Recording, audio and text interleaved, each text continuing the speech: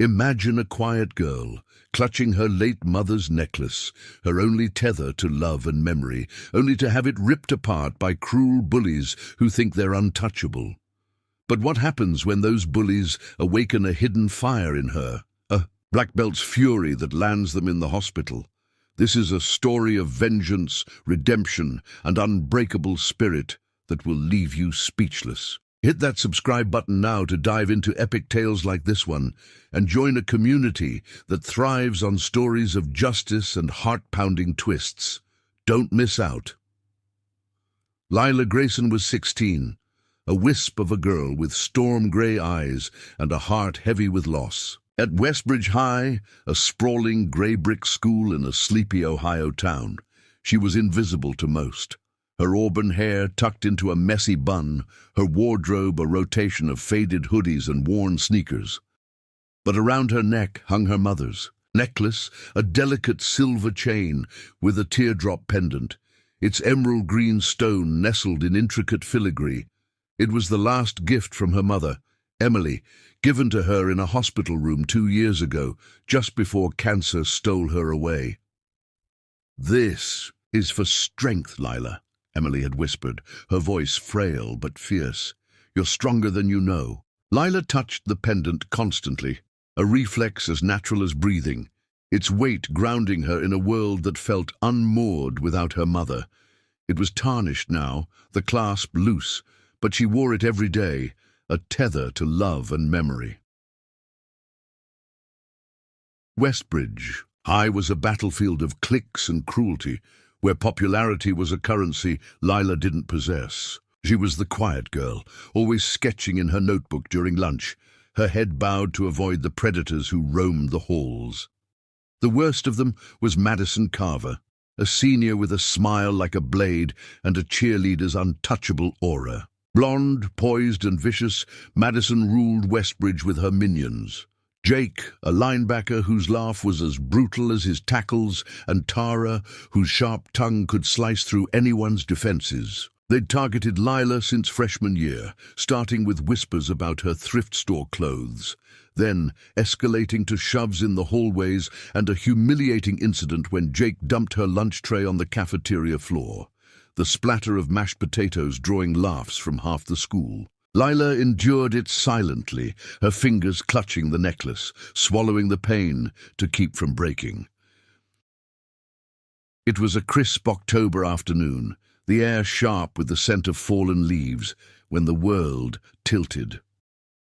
Lila sat under an oak tree in the school courtyard, her sketchbook open to a half-finished drawing of her mother's face. She was tracing the curve of Emily's smile, lost in the memory of her laugh, when Madison's shadow fell over her. "Drawing your mommy again, Grayson?" Madison's voice dripped with mockery, her blue eyes glinting. Lila's stomach knotted, but she kept her head down, praying they'd move on. They didn't. Jake snatched her sketchbook, flipping through it with a sneer. "This is garbage," he said, tossing it to Tara, who ripped out a page and crumpled it into a ball. Lila's chest tightened, but it was Madison's next move that stopped her heart. "That ugly necklace again?" Madison said, stepping closer. "What's the deal with it? Some cheap junk from your dead mom?"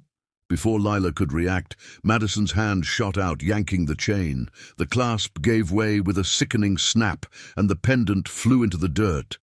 Lila lunged, but Jake shoved her back, her knees hitting the ground. Tara laughed, stomping on the pendant, the emerald cracking under her heel, the filigree twisting into a mangled ruin.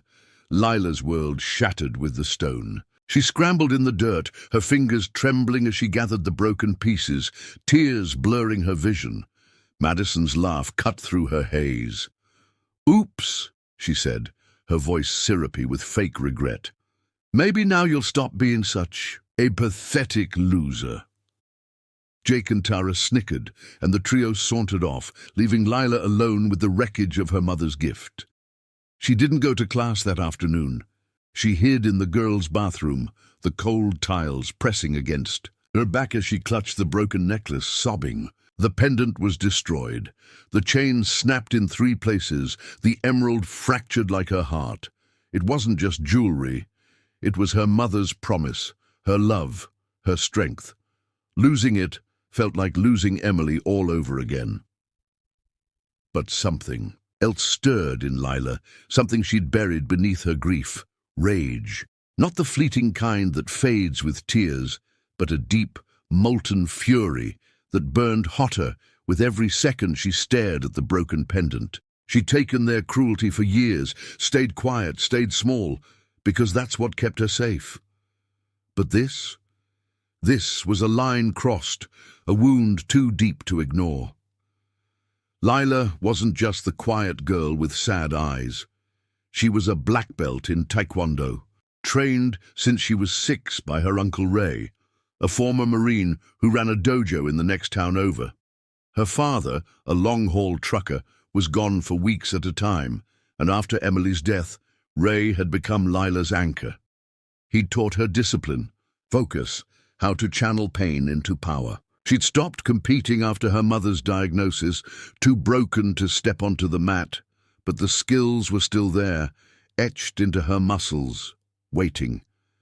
She'd never used them outside the dojo, never wanted to, until now. Lila didn't tell anyone what she was planning.